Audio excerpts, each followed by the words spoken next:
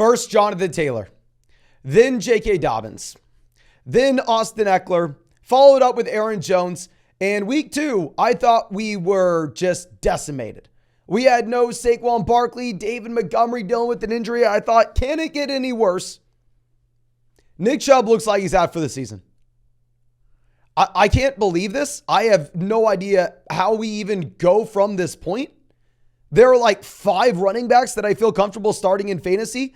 I did my best to rank the top 36 for you here. I mean, at the top, it was really easy, right? You had CMC 1, CMC minus 10.5 point favorite against the New York Giants on Thursday night.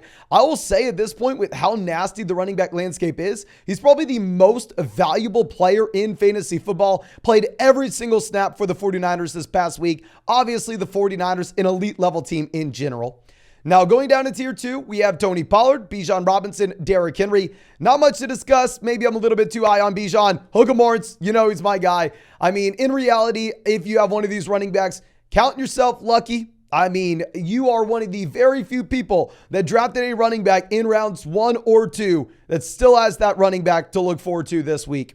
Now, going down to our next tier, looking at Travis Etienne here. With Etienne, this is an RB that we've been labeling as a buy low candidate over the past few weeks, and I will continue to label him as a buy low candidate because he continues to play every single snap. You really have no Tank Bigsby in this offense, and with Travis Etienne, the offense has struggled as of late. I mean, they weren't able to get much going against the Kansas City Chiefs this past week, but right now they are going to be, I believe, 9.5 point favorites over the Houston Texans. So they should be able to easily move the ball down the field. I am all in on Etienne. Kenneth Walker, another running back that I really like. Yeah, the Saints struggled against this Carolina Panthers defense. I don't think the Panthers are great by any means. I think it's more so the Saints were bad. I mean, with the Seattle Seahawks, they looked phenomenal against Detroit. Walker's a great running back, obviously touchdown upside. Now, Joe Mixon will be our next guy at 7, and I kind of want to put an asterisk here. Because y'all know we recorded the video that came out yesterday talking about the Cincinnati Bengals being 6.5 point favorites over the Los Angeles Rams on Monday night. That told me, okay, Burrow's most likely good to go. We can count on this Cincinnati Bengals offense. Well, after we recorded that, after that video came out, the Cincinnati Bengals have moved down to only being 2 point favorites. You may not have Joe Burrow this week, ladies and gentlemen. If you have no Burrow this week, all of a sudden, I mean, Joe Mixon is going to be significantly less appealing. Even if they have to go out there and even if they have to run the ball consistently, you just may not have many trips to the red zone. You may not have many touchdown opportunities for Joe Mixon. Now, dropping down to our next tier, I mean, based off how gross it is, it's the only way I can go. Josh Jacobs at 8. Jacobs is literally a running back that had negative rushing yards last week in fantasy. Yet, in my mind, you kind of got to put him as a top 10 running back this week based off him being one of the last guys left that is guaranteed to get pretty much every single touch in his offense. If you look at Josh Jacobs, this is a matchup against the Pittsburgh Steelers where Nick Chubb looked like he was performing great. Nick Chubb looked like he was going to have one hell of a game. Then, of course, we know what happened. But nonetheless, hopefully we get a bounce back. You really do want Davante Adams playing. If Adams misses, then I will be moving Jacobs down this list just because the offense will be so damn gross. Now, with Ramondre at 9, these rankings are for a full PPR format. I mean, you could throw in Jahmyr Gibbs in here at 10 as well. Both these running backs are exciting in a full PPR league, just considering the fact that you are going to be able to use that overall reception volume as kind of just cheap value where you need it. Obviously, in a non-PPR format where you're more so concerned about touchdown upside, these running backs will move down. Now, going over to James Cook at 11, going up against the Washington Commanders. This is a spot where the Bills are favored by 6.5 points. Now, the issue is, if you look at the goal line usage that these running backs had in week 1, you actually had a considerable amount of snaps for both Damien Harris and Latavius Murray at the goal line. Still like James Cook. He's still a running back that's seeing a lot of volume in a very good offense. But fundamentally, at the end of the day, if this is a spot where he doesn't have the goal line role, it's hard to come out here and say he can be a top 5 to 10 running back. Now, at 12, we will be going with Rashad White. With Rashad White, one of these very few RBs that is going to get every single touch out of his backfield. Now, with that being said, you also have the injury to Chase Edmonds. You have some target volume you can look forward to in a full PPR format, but it is a brutal matchup against the Eagles, where the Eagles are favored by about 5.5 points, and we saw what this rush defense just did to Alexander Madison.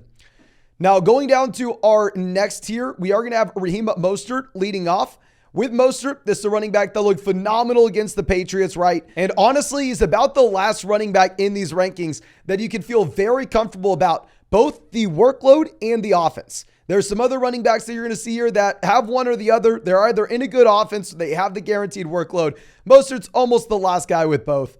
Now, as we go over to our next guy, I do want to remind you all, of course, if you want to check out any of the pick'ems for these players in this video, you can find those over on Underdog Fantasy. The link to Underdog is both in the comment section as well as the description of this video. If you sign up to Underdog Fantasy with promo code FLOCK, they're going to match your first deposit dollar for dollar up to 100. Plus, you will get our updated top 150 rest of season rankings and tiers. And on top of that, ladies and gentlemen, you're going to be getting a free Daniel Jones special pick more than less than half a passing yard against the San Francisco 49ers on Thursday night.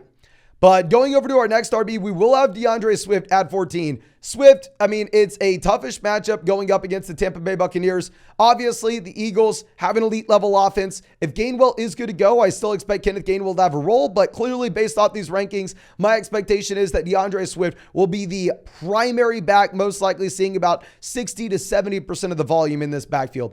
Now, Kyron Williams will be our next RB at 15. With Kyron Williams, you fire him up, you start him with confidence, even if the overall offense is disgusting, even if I don't necessarily think that he is a super talented player himself, it does not matter. He is seeing 95% of the snaps in his backfield. He's seeing every single look. He's getting every single target out of the backfield. And going over to our next guy, Zack Moss, kind of in a similar boat. Doesn't matter if I think Zack Moss is a great running back or not. I mean, in 2023, it looks like we are going to have to rely on these guys that may not have the talent profile. But Zack Moss last week saw every single snap.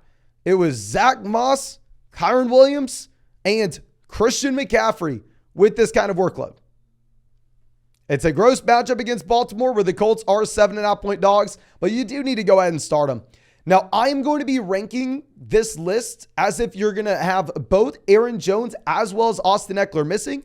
Now, full transparency, that is not a guarantee. Full transparency, you may have these running backs playing. And of course, I'm going to live stream every single night. I'm going to update you with this list later in the week. So if you aren't subscribed, make sure you hit that subscribe button so you don't miss out. But if Aaron Jones were to miss, I'm going back to the well. I will play A.J. Dillon again. Now, I will admit, he burned us last week. Okay. A.J. Dillon looked bad. I mean, A.J. Dillon did get pretty much every snap. He did get pretty much every single touch. But fundamentally, it didn't really matter where A.J. Dillon just did not look like a talented RB. I still believe this is a very good offense. Jordan Love looks great. The game against the Saints should be somewhat close. And yeah, I mean, I'm going to take the volume because what else are we supposed to do? Are we really excited to go through and start James Conner, right? Conner kind of in the same similar mold of all these other running backs in this tier. Conner's going to get the volume, but how do you feel about the offense? Right now, the Arizona Cardinals are 12.5-point dogs going up against the Dallas Cowboys. Honestly, I can't even have James Conner this high. I'm going to move James Conner down to the tier below because, I mean, going up against this Dallas defense, we saw what it did week 1 against the Giants. Now, keep in mind, week 2, he did go up against Zach Wilson, so it's not like we can take too much away, but we saw what they did in week 2. So yeah, we're going to move James Conner down to the other tier. We'll throw Miles Sanders in here at 18.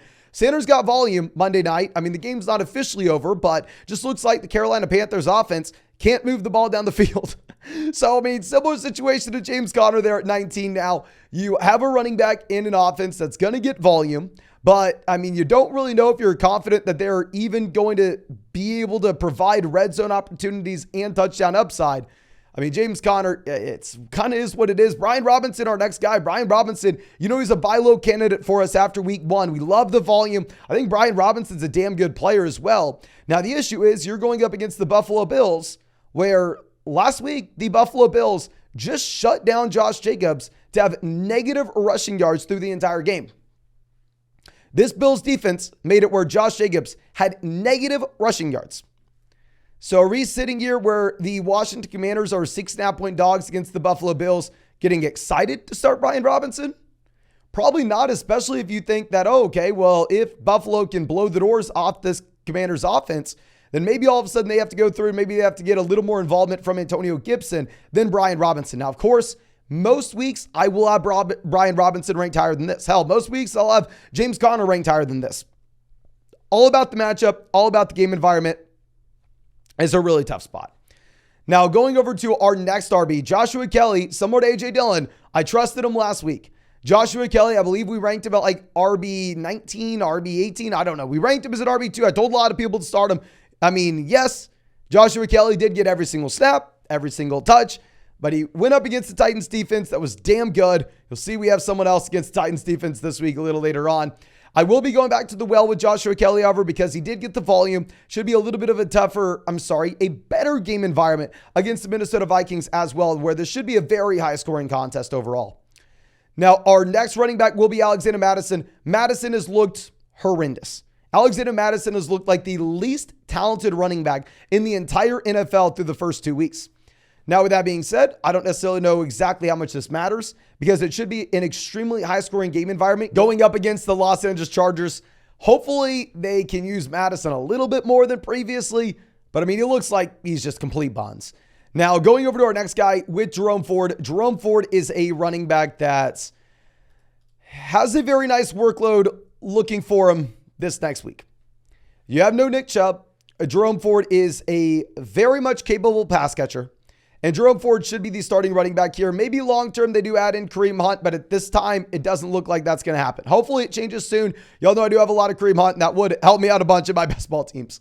But with Ford, similar to what you had last week, I mean, you're going up against the Tennessee Titans, and if Joshua Kelly and the Los Angeles Chargers couldn't get it done, it's going to be hard for this Browns offense with Jerome Ford too.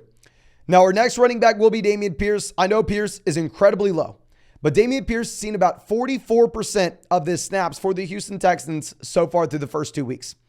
Damien Pierce is in a 3-man running back by committee where he's seeing less than half of the snaps, and the Houston Texans are 9.5-point dogs against the Jacksonville Jaguars.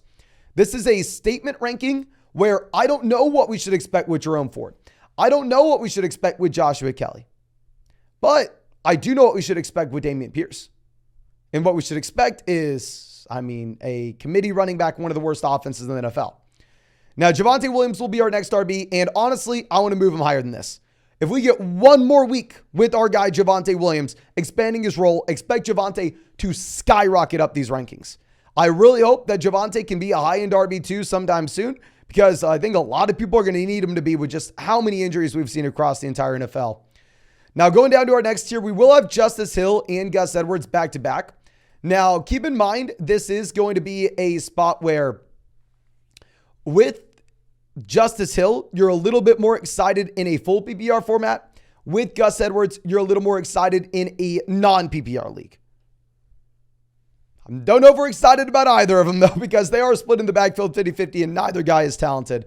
Now, Isaiah Pacheco will be our next running back at 28. The Kansas City Chiefs don't want to run the ball, and even when they do, they have 3 guys to look at. They're giving work to Clyde Edwards-Helaire. They're giving work to Jerry McKinnon. They're giving work to Isaiah Pacheco. Now, keep in mind, beautiful game environment. You're 13.5-point favorites against the Chicago Bears. So if you're ever going to run the ball, it's when you're up multiple touchdowns against Justin Fields. Now, our next RB will be Matt Breida.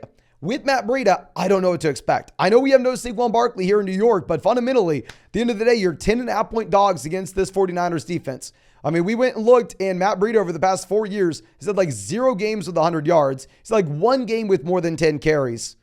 So running back that I really do not want to rely upon. Maybe he projects to get volume, but it's going to be a horrendous game environment. I don't think he's that talented. And by no means is he guaranteed to be the guy. He could easily be someone else. So honestly, bench him. Now, Khalil Herbert, Roschon Johnson will be our next 2 running backs. They are 13-point dogs against the Kansas City Chiefs. So it is very difficult for us to go out there and say, oh yeah, let's fire him up. Let's get him in and let's have the Chicago Bears run the ball. No, the Bears aren't going to be able to run the ball when they're down by multiple touchdowns. Now, our next 2 running backs will be Breece Hall and Dalvin Cook, who are supposed to be playing in the lowest game environment total that we see all week. Right now, the over-under on this Jets-Patriots game is currently, I believe, sitting at 38 points, where it's not only so bad that you have Zach Wilson in here making this one of the worst offenses in the NFL, but at the same time, you have Michael Carter Jr. coming in and getting work. You had Dalvin leading the team in snaps last week, and Michael Carter Jr. and Breece Hall tying with the amount of snaps that they saw. So y'all know I was annoying. The only thing I talked about all last week pretty much was selling Breece Hall, selling Breece Hall, selling Breece Hall. That ship has sailed. I doubt you're going to be able to do it anymore. And in reality, I mean, you just don't want this guy in your starting lineup. It kind of is what it is. But please go to the comment section. Give me your opinion. This is the hardest week I have ever had to go through and submit these rankings. So much uncertainty, so many gross spots. But yeah, thank you again. I really do appreciate you. If you have not done so already, drop a like on the video, subscribe to the channel if you play fantasy football. And if you want to check out any of those pick'ems in this video, you can find them on Underdog Fantasy. On Underdog, if you use promo code FLOCK, you're going to get a 100% deposit match up to $100. Plus, you're going to be getting our updated 2023 rest of season rankings and tiers. And on top of that, ladies and gentlemen, you'll be getting a special Daniel Jones pick'em, more than less than half a total yard against the 49ers this next week. But thank you again, ladies and gentlemen. I really do appreciate you. I really hope you have a great day. And I really hope I get to see you in the live stream later tonight.